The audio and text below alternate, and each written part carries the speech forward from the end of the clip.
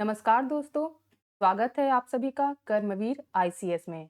यहाँ पर मैं मधु पूरी इंडियन पॉलिटी को एमसीक्यू वाइज कवर करा रही हूँ। आज का लेक्चर नंबर 26 है और ये बेस्ड है directive principle of state policy के। अगर आप किसी भी एग्जाम की तैयारी कर रहे हो और इंडियन पॉलिटी आपके सिलेबस में है, तो ये पूरी की पूरी प्लेलिस्ट आप सभी के लिए बहुत ही हेल्पफुल होगा। आप कम से कम इस पूरी प्लेलिस्ट को 3 से 4 बार जरूर देख कर जाएं जब आप एग्जाम देने जाएं और आप एग्जामिनेशन हॉल में अच्छे से एमसीक्यू के क्वेश्चन को अटेम्प्ट कर पाएं। इसी उम्मीद के साथ चलते हैं अपने पहले क्वेश्चन की तरफ। Question number first, given below are two statement, one label as assertion and the other as reason are.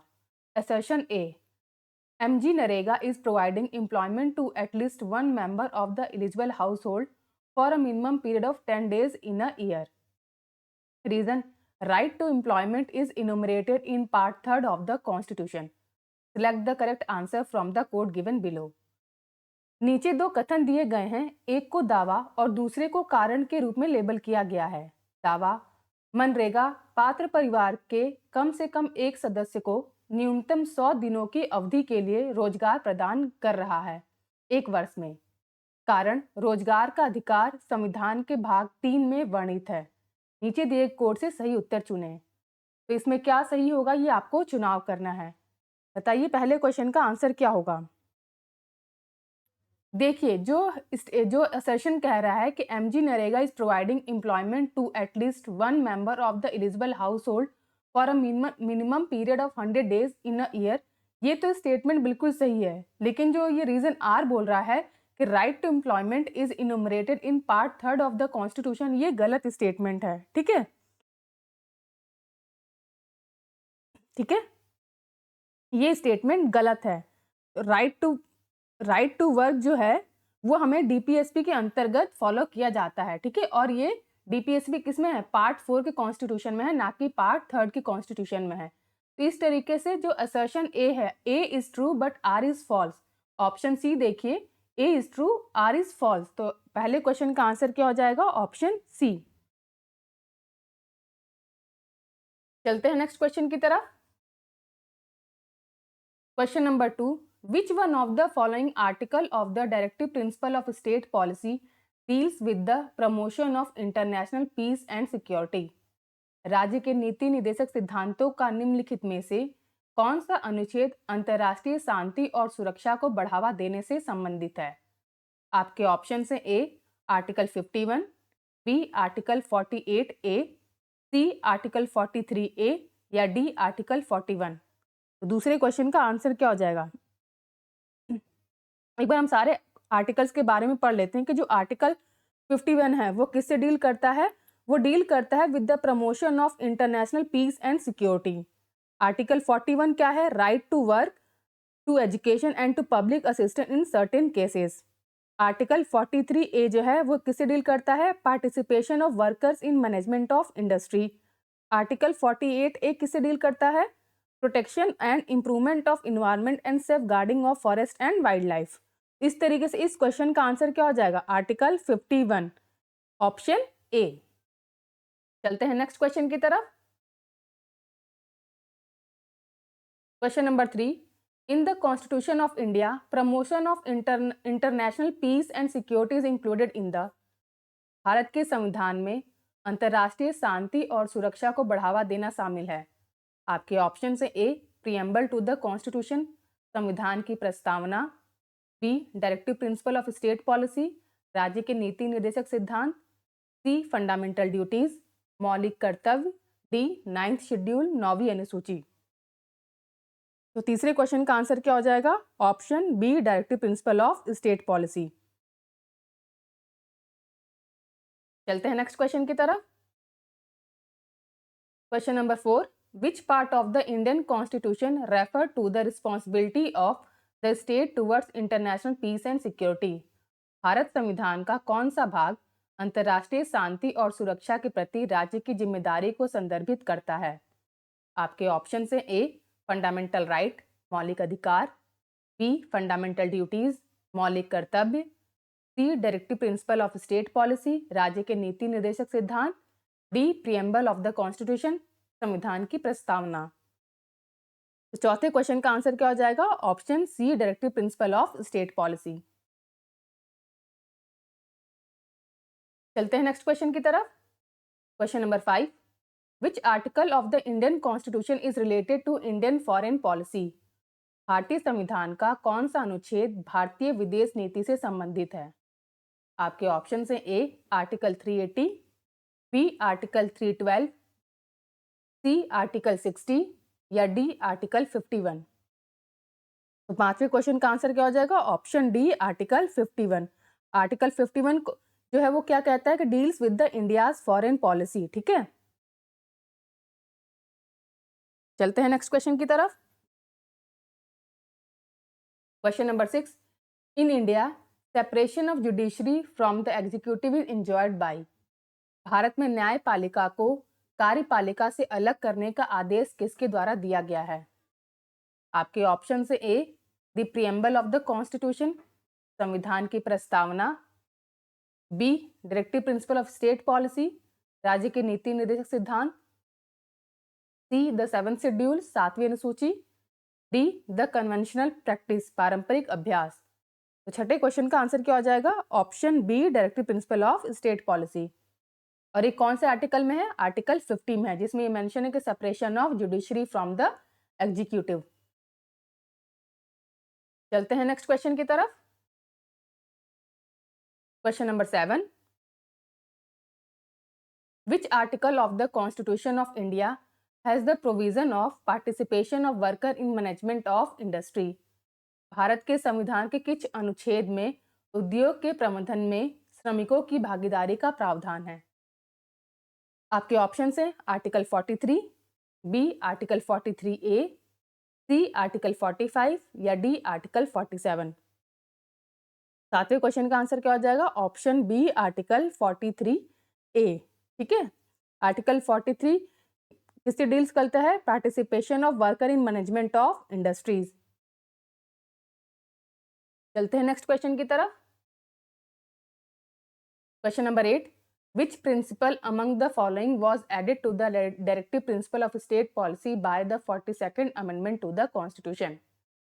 संविधान के 42वें संशोधन द्वारा राज्य के नीति निर्देशक सिद्धांतों में निम्नलिखित में से कौन सा सिद्धांत जोड़ा गया था? आपके ऑप्शन से A equal pay for equal work for both man and women, पुरुषों और महिलाओं दोनों के लिए समान काम के लिए समान वेतन, B participation of worker in the management of industries, उद्योगों के प्रबंधन में श्रमिकों की भागीदारी, C right to work education and public assistance, काम शिक्षा और सार्वजनिक सहायता का अधिकार, D securing living wages and human condition of worker to work to workers, श्रमिकों के लिए जीवन यापन योग्य वेतन और काम की मानवीय स्थितियां सुरक्षित करना। आठवें क्वेश्चन का आंसर क्या हो जाएगा? Option B participation of worker in the management of industry. ये हमारा 42nd कॉन्स्टिट्यूशनल अमेंडमेंट एक्ट 1976 में ऐड किया गया था, किसके अंतर्गत? Directive principle of state policy में। चलते हैं नेक्स्ट क्वेश्चन की तरफ। और ये आर्टिकल कौन सा इसका? 39। Question number 9, which of the following was not added to the directive principle of state policy by the 42nd amendment of constitution? संविधान के 42वें संशोधन द्वारा निर्देशक सिद्धांतों में निम्नलिखित में से क्या नहीं जोड़ा गया था?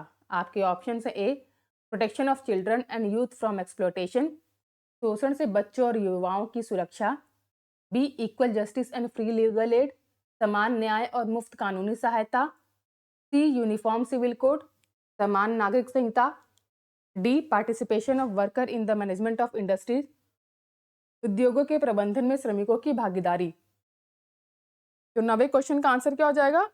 Option C uniform civil code. और ये कौन से आर्टिकल से है? आर्टिकल 44 से रिलेटेड है। चलते हैं नेक्स्ट क्वेश्चन की तरफ।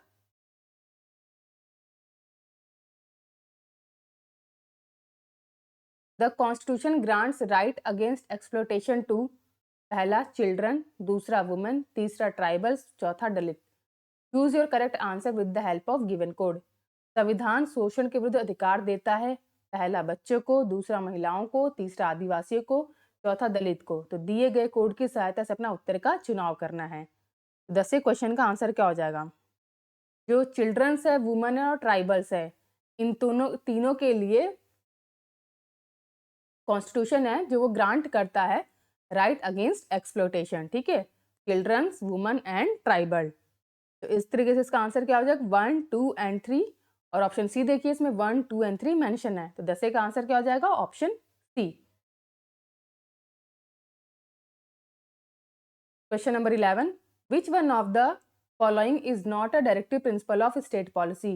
निम्नलिखित में से कौन सा राज्य के नीति निर्देशक सिद्धांत नहीं है?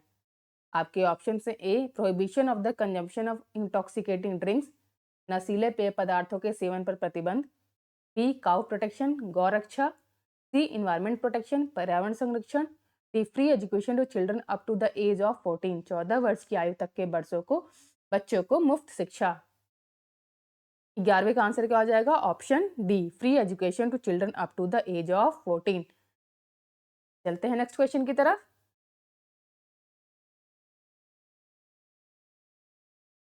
Question number 12, in which of the following the provision for the protection and improvement of environment and safeguarding of forest and wildlife are found in the Constitution of India? Bharat के संविधान में पर्यावरण की सुरक्षा और सुधार तथा वनों और वन्य जीवों की सुरक्षा के प्रावधान निम्नलिखित में से किसमें पाए गए हैं? आपके ऑप्शन है only in the directive principle of state policy, B, only in the fundamental duties, C, both and B, and D, none of the above. तो 12वें क्वेश्चन का आंसर क्या हो जाएगा?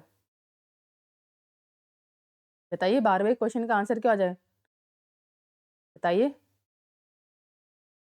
इसका आंसर क्या हो जाएगा? ऑप्शन सी, क्योंकि देखो आर्टिकल 48A में भी हमें मेंशन किया गया है कि protection of environment and safeguarding of forest and wild life, और आर्टिकल 51AG में भी हमारी ड्यूटी है कि सिटीजन को कि वो प्रोटेक्ट करे और इम्प्रूव करे नेचुरल इन्वायरमेंट को। ठीक है, तो ये हमारे फंडामेंटल ड्यूटीज और directive principle of state policy दोनों के अंतर्गत आता है। तो इस तरीके से इसका आंसर क्या हो जाएगा? Option C.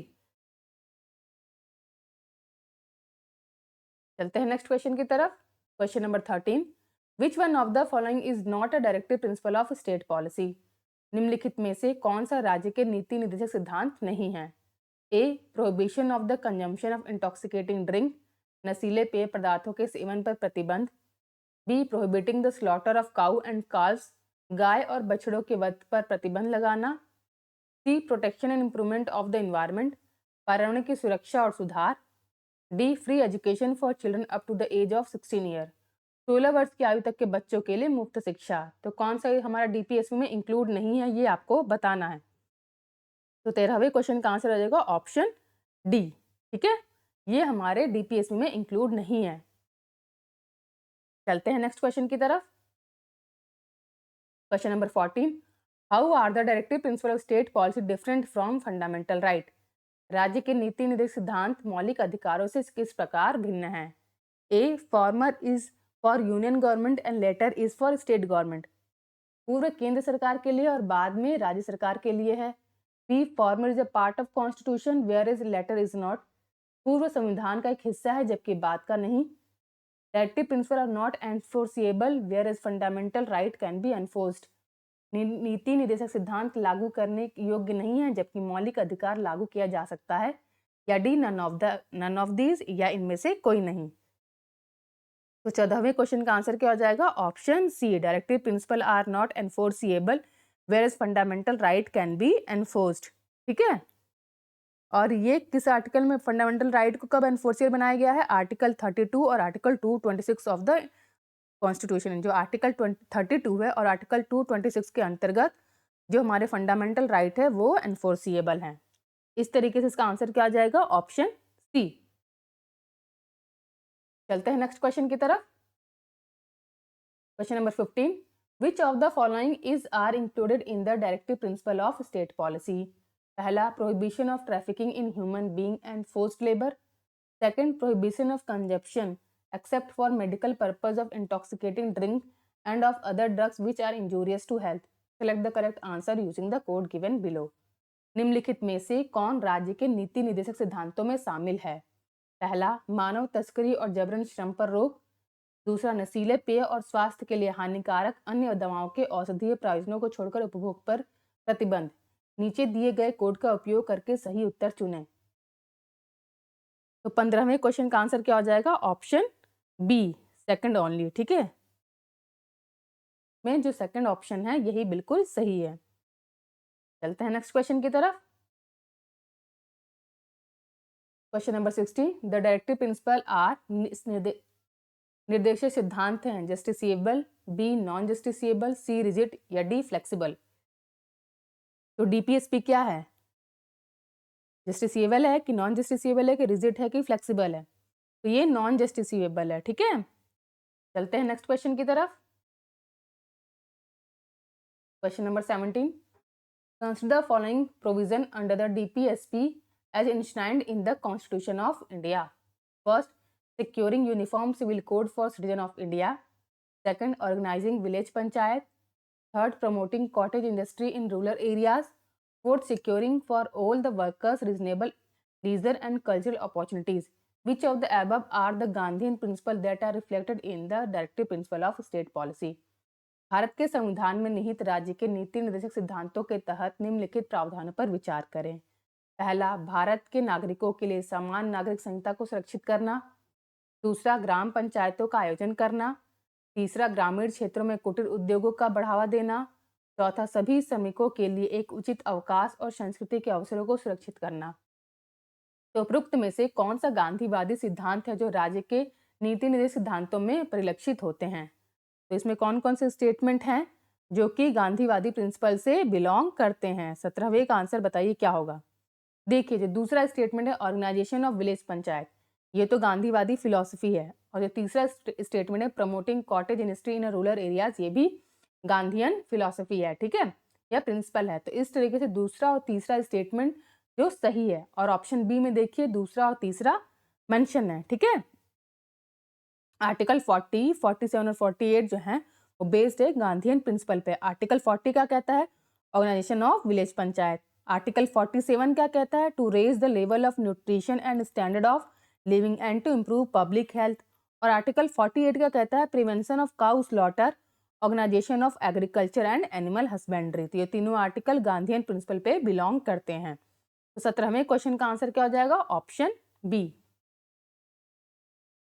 चलते हैं नेक्स्ट क्वेश्चन की तरफ। Question number 18, which one of the following is a directive principle of state policy? निम्नलिखित में से कौन सा राज्य के नीति निर्देशक सिद्धांत है? A, the state shall endeavour to protect and improve the environment, राज्य पर्यावरण की रक्षा और सुधार के लिए प्रयास करेगा। B, the state shall not deny equality to any person before the law, राज्य किसी भी व्यक्ति को कानून के समक्ष समानता से इनकार नहीं करेगा।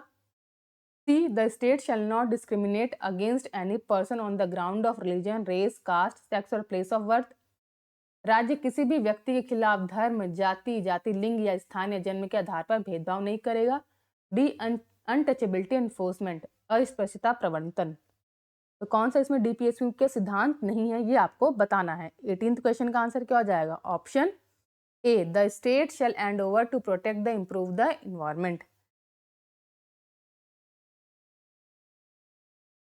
तो इसमें से जो है वो ऑप्शन ए जो है ये डीपीएसपी से बिलोंग करता है। ठीक है, चलते हैं नेक्स्ट क्वेश्चन की तरफ। Question number 19, the constitution is silent in the directive principle of state policy about, संविधान राज्य के नीति निर्देशक सिद्धांतों में किस बारे में मौन है? ए, एडल्ट एजुकेशन, वयस्क शिक्षा। B, living wages for worker, श्रमिकों के लिए जीवन यापन मजदूरी। C, free legal aid to the poor, गरीबों को मुफ्त कानूनी सहायता। या D, primary education to children till they complete the age of 16, 6 वर्ष की आयु पूरी होने तक बच्चों को प्राथमिक शिक्षा। किसके इसमें से कौन सा पॉइंट है जिसके बारे में संविधान मौन है? 19वें का आंसर क्या हो जाएगा? ऑप्शन ए, एडल्ट एजुकेशन कहीं भी मेंशन नहीं है डीपीएसपी में। तो इस तरीके से A is the right answer. Next question, question number 20, which of the following DPSP was added to the constitution at later date? निम्नलिखित में से राज्य के नीति निर्देशक सिद्धांतों में कौन सा बाद में संविधान में जोड़ा गया था? आपके ऑप्शन है A, organisation of village panchayat, ग्राम पंचायतों का गठन, B prohibition of cow slaughter, गौ हत्या पर प्रतिबंध, सी फ्री लीगल एड, निःशुल्क कानूनी सहायता, या डी यूनिफॉर्म सिविल कोड, समान नागरिक संहिता। 20वें क्वेश्चन का आंसर क्या हो जाएगा? Option C free legal aid. और ये फ्री लीगल एड किस में मेंशन है? Article 39A। ठीक है, इसमें ये ऐड किया गया था और ये 42nd कॉन्स्टिट्यूशनल अमेंडमेंट एक्ट 1976 में ऐड किया गया था। Next question, question number 21, which of the following is not included in the DPSP of, ठीक है, 21 क्वेश्चन क्या कह रहे हैं? निम्नलिखित में से कौन राज्य के नीति निर्देशक सिद्धांतों में शामिल नहीं है? आपके ऑप्शन है ए प्रोहिबिशन ऑफ लिकर, शराब पर प्रतिबंध, बी राइट टू वर्क, काम करने का अधिकार, C equal wage for equal work, समान काम के लिए समान वेतन, या डी राइट टू इन्फॉर्मेशन, सूचना का अधिकार। इसमें कौन सा जो है वो इंक्लूड नहीं है डीपीएस में, ये आपको बताना है। तो डी देखिए, राइट टू इन्फॉर्मेशन जो है वो डीपीएसपी में शामिल नहीं है। D is the right answer. चलते हैं नेक्स्ट क्वेश्चन की तरफ। Question number 22, which one of the following is a DP, इनमें से कौन सा डीपीएसपी है?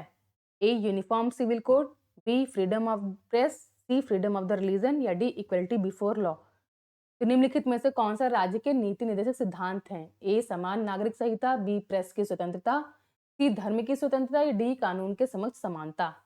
22वें क्वेश्चन का आंसर क्या हो जाएगा? Option A uniform civil code. और ये किस आर्टिकल में कवर होता है? आर्टिकल 44 में। चलते हैं नेक्स्ट क्वेश्चन की तरफ। Question number 23, which of the following is are listed among the directive principles of state policy in part 4 of the Constitution of India? First, equal pay for equal work. Second, uniform civil code. Third, small family norm. Fourth, education through mother tongue at primary level. निम्नलिखित में से कौन सा भारत के संविधान के भाग 4 में निर्देशक सिद्धांतों में सूचीबद्ध है? पहला, समान काम के लिए समान वेतन, दूसरा, समान नागरिक संहिता, तीसरा, छोटे परिवार का मानदंड, चौथा, प्राथमिक स्तर पर मातृभाषा के माध्यम से शिक्षा। तो 23वें क्वेश्चन का आंसर क्या होगा? क्या क्या इसमें इंक्लूड है बताइए? Equal pay for equal work included है और यूनिफॉर्म सिविल कोड इंक्लूडेड है डीपीएसपी में। तो फर्स्ट एंड सेकंड इंक्लूडेड है, बाकी थर्ड और फोर्थ हमारे डीपीएसपी में इंक्लूडेड नहीं है। इसका आंसर क्या हो जाएगा? Option B first and second. चलते हैं नेक्स्ट क्वेश्चन की तरफ। Question number 24, identify the correct pair mentioning the DPSP of state policy in the constitution of India. Bharat के संविधान में राज्य के नीति निर्देशक सिद्धांतों का उल्लेख करने वाले सही जोड़े को पहचानें। Equal justice and free legal aid article 42 में कवर है। Organisation of agriculture and animal husbandry article 43, organisation of village panchayat article 41, या D that there is equal pay for equal work for both man and women article 39। 24वें question का answer क्या हो जाएगा? Option D there is equal pay for equal work for both man and women, जो कि cover होता है article 39 में। ठीक है, चलते हैं नेक्स्ट क्वेश्चन की तरफ। Question number 25, identify the item included in the directive principle of state policy. First, prohibition of consumption of liquor. Second, prohibition of employment of children in factories और mines. Third, prohibition of beggar और forced labour. चौथा, prohibition of untouchability. Select the correct answer with the help of code given below. राज्य के नीति निर्देशक सिद्धांतों में शामिल वस्तुओं को पहचान करें। ए शराब के सेवन पर रोक, दूसरा कारखानों या खदानों में बच्चों के रोजगार पर रोक, तीसरा भिखारी या जबरन मजदूरी पर रोक, डी अस्पृश्यता पर रोक। नीचे दिए कोड की सहायता से सही उत्तर का चुनाव करना है। तो इसमें कौन कौन सा है जो हमारे डीपीएसपी में इंक्लूडेड है? 25वें का आंसर क्या होगा? जो prohibition of consumption of liquor है ये इंक्लूडेड है। इसके बाद से क्या है? Prohibition of employment of children in factories और माइंस, ये भी इंक्लूडेड है। और प्रोहिबिशन ऑफ बेगार और फोर्स लेबर, ये भी इंक्लूडेड है। प्रोहिबिशन ऑफ अनटचेबिलिटी ये डीपीएसपी में नहीं है। ठीक है, ये आर्टिकल 17 के अंतर्गत आता है। तो इस तरीके से फर्स्ट, सेकंड एंड थर्ड तो इंक्लूडेड है।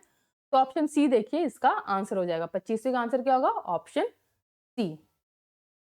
तो इस तरीके से आज हमने सेट ऑफ 25 क्वेश्चंस को कवर कर लिया है। अगर आप सभी को ये सीरीज अच्छी लग रही है तो प्लीज लाइक कीजिए, कमेंट कीजिए और सब्सक्राइब कीजिए हमारे चैनल कर्मवीर ICS को। Thank you for watching.